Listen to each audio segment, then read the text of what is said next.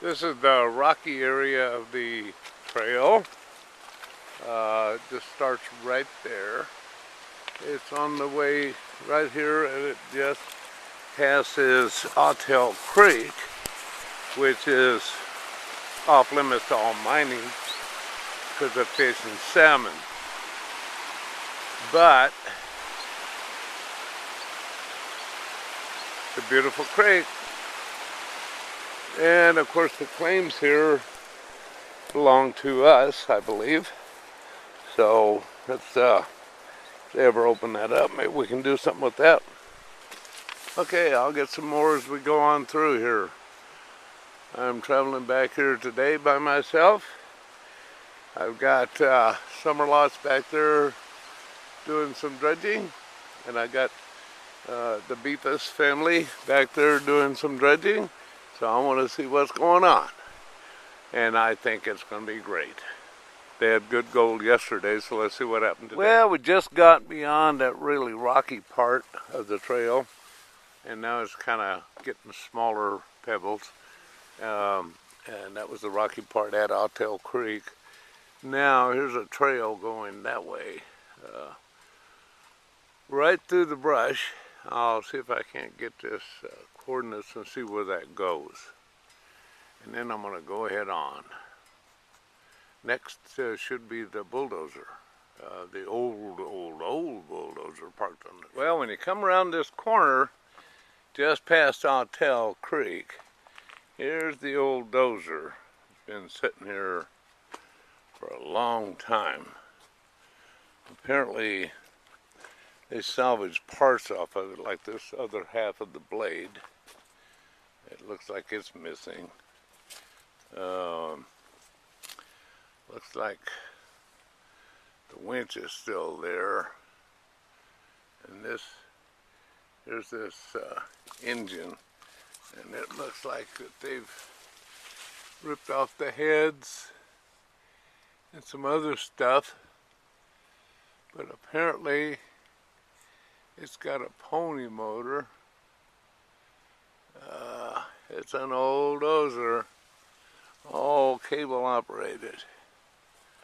That's what it is. And there's a chain that won't quit. From the old days, apparently, that they used for something. And it seems like it's all there, maybe. I don't know. Anyhow, it's been here since antiquity. I'm walking back over here. So it's been there a while. And then we go on, and the next major event is Willow Creek, across at the trail. And here's what it is: Pullman Standard Car Manufacturer. I'm going to see if I can zoom in on that a little bit. Okay.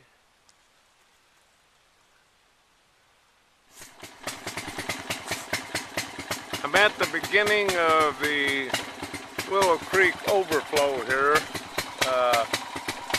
flows right down the trail, but it can be dammed up there, so it flows back like it did last year. Okay, if we were coming up the trail from where I just got those pictures, the last ones of the overflow of Willow Creek, we get here, and this is Willow Creek. But Willow Creek actually flows down through there, okay? And it goes to the Ottell Creek. Now, a few more rocks along there, of course, would dam that up, and then that would stop it from flowing down the road.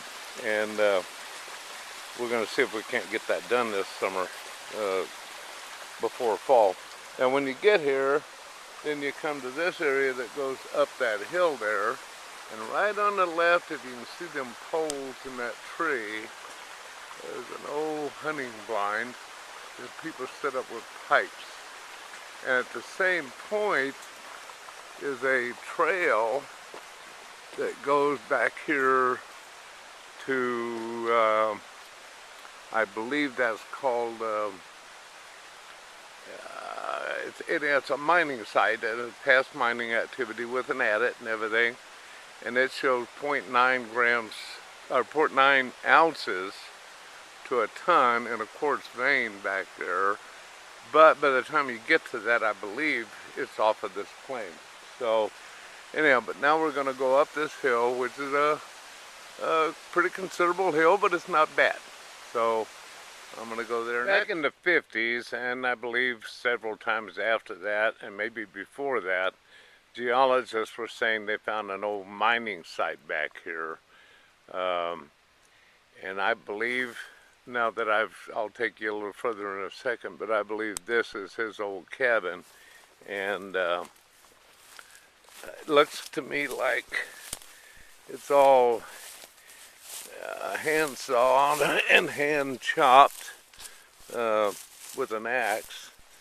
And obviously they said they think it was 1938, and you know what, as rotted and everything as is, I don't doubt that. So I started looking here to see if it was where that miner mined, and you know what? It looks to me like when I got back here a little bit, I found these rocks back here. You can see them through the brush.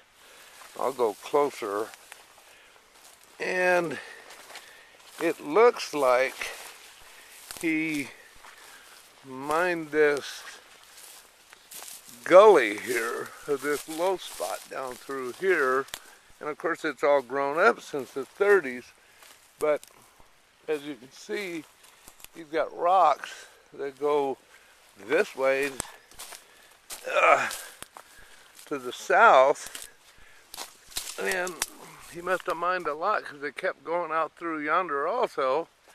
And then it goes from this spot that we just came in, it goes north on up through here and continues on north, and mine and some of other people's best estimates are, we didn't measure, we don't have a tape, he mined probably over 1,000 feet.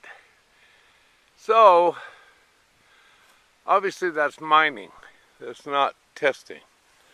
So and the rocks are the right color, and the rocks are the right shape to me, and so I believe we found his site where he was working in the past. Boy, what a rough road here. So it's considerably grown up, but it's just willows, and those things grow up every year. So okay, I'm gonna go on back up through the woods to the trail and to my quad up there somewhere and go on. This is the creek that I believe that old miner back from the 30s diverted down there. There is an obvious place where he diverted it and mined where it was flowing, and it crosses here. There is no name on it, it's just runoff. I call it Trail Creek. So that's what he was using. This is just beyond Trail Creek.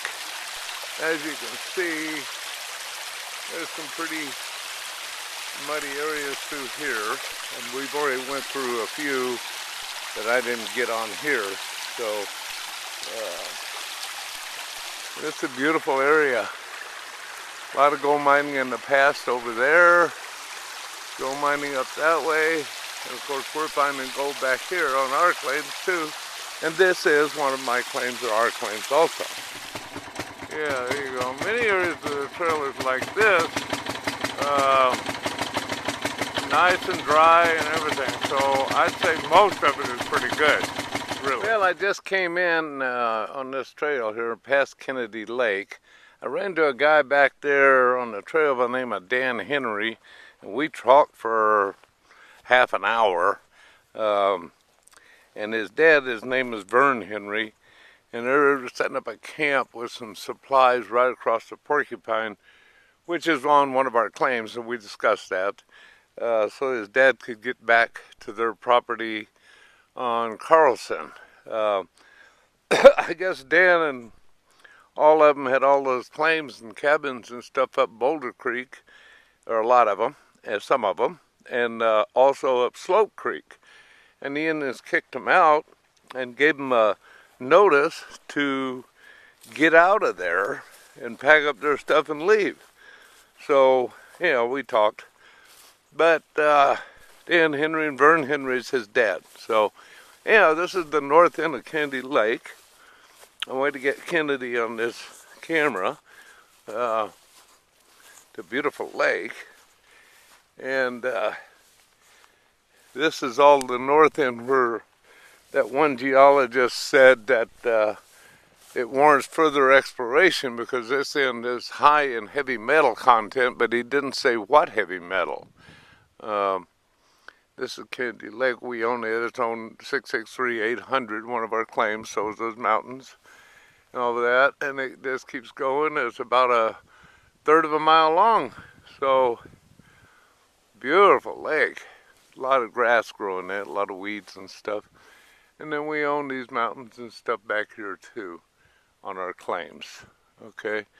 So, all right, I'm going to head back out of here. I love it. I love it. I love it. I love it. So much potential back here, and those guys are getting gold. Yeah, Summerlots and Beefuses are all getting gold.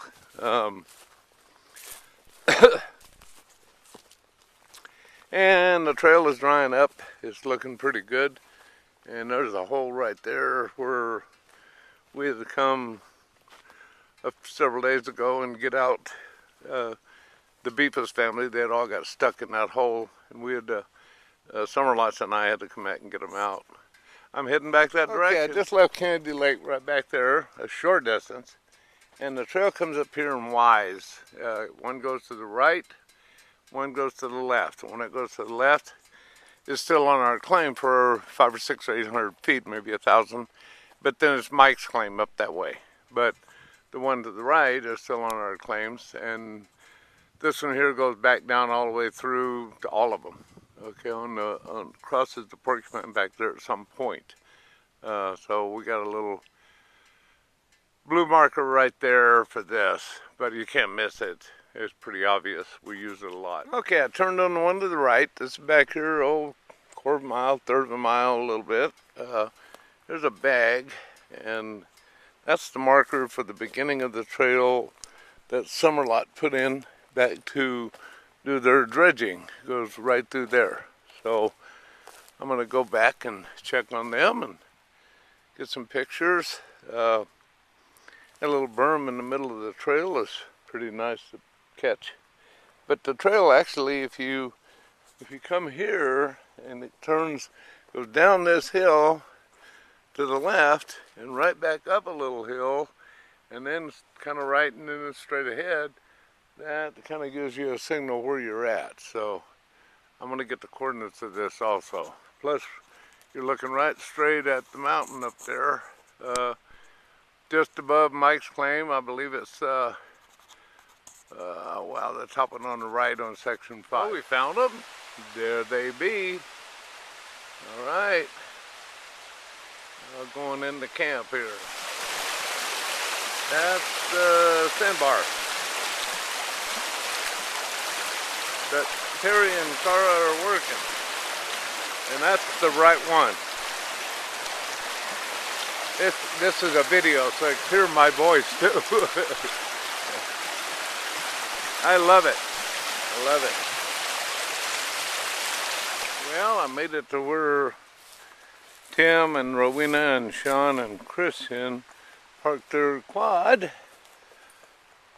And mine's parked over the side of the trail here. And apparently they got stuck right there with their quad and trailer at one time. But now it looks like, well, they got their quad out with mine, so that helps a lot.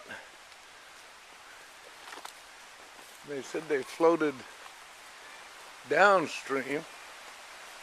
They put it in here, is my understanding.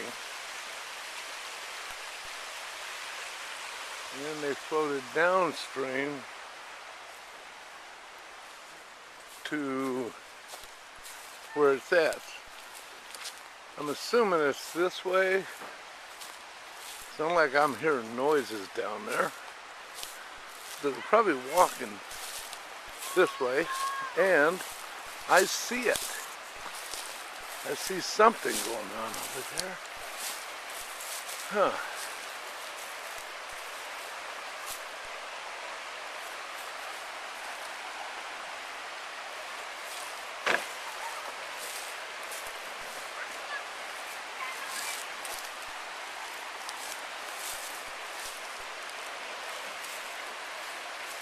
Huh.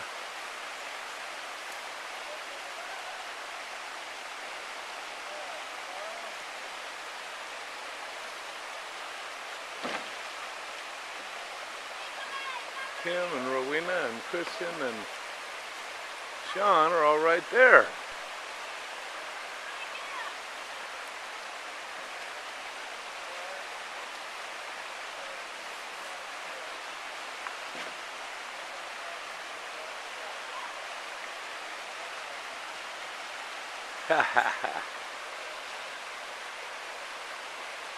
Alright, I'm gonna ask them.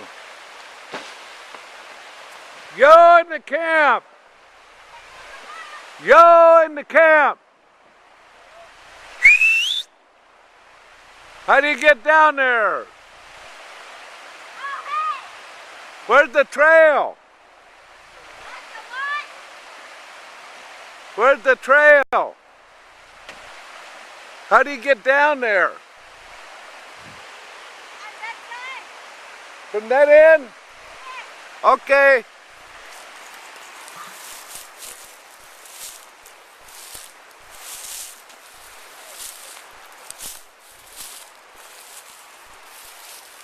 They come in from over here, I guess.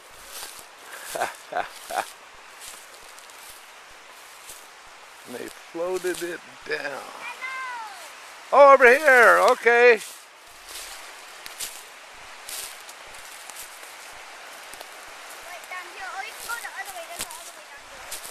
Ah, there's two ways. Go that way or this way? Yeah. I'm going to go that way.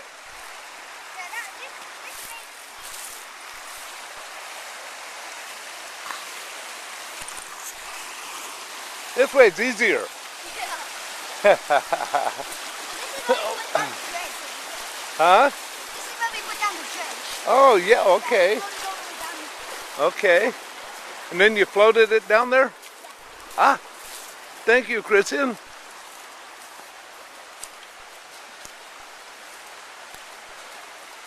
I didn't wear my boots. Ah, nice trail. Yeah. Where'd all that wolf hair come from? Wow, somebody... Oh, a dead wolf down here too. Huh. That's pretty wild. So there's all the way here and there's also another way here. Oh, yeah, okay. Yeah, so that brings you to that side, this brings you to this side. Okay. And this is a much easier place to go. You're a good guide. Hey, he's a pretty good guide. Yeah. Yeah. He's a pretty good guide. I think this is my little pond. Are you trying to get out or go down or? I'm trying to turn that thing around. Oh, okay. Because the back. You're not too far from their old place. Oh, you even had to. We're good. We're just getting there. Resituated. Yeah, you had to even cut some trees? No, well, yeah, those were. Right across the road? Yeah. Gotta do it. Gotta do it. That's part of mining. I like that hole. Thanks, man. Well, it's 4:28 and I just pulled out of the Beefus' parking lot back there. And I'm on the trail back out to home. 4:28. I should be back by 5:45. No, yeah, maybe 5. Oh, 4:30, 5:30. Yeah, maybe 5:30, 5:45. Well, it's 4:38, and I'm back at the excuse me, back at the Porcupine Creek. I got all the videos that I wanted back there of them guys recording this and everything, and I'm back. I got to go right up that bank over there. It looks like a big rock right in the middle. So I'm gonna hug, or just on the left. So I think I'm gonna hug the right. I don't like that rock idea. Okay, all right. I'll give that a shot, and we'll go over there. Well, it's 4:46, and I'm already across the Porcupine Creek and back to the Y in the roads where we have to turn right and go back to the claims and north up to Mike's claim and the Otna land. So I'm heading back that way. All right, past Kennedy Lake and then on back to home. Well, it's 4:57, and I'm back to what I call Trail Creek and those mud holes over there that we talked about earlier. And that's not bad time at all. Yeah, I love this. I love this place. I love all of this. These mountains, these trees, these valleys. So awesome. Wow. Well, it's 5:30. I'm back home.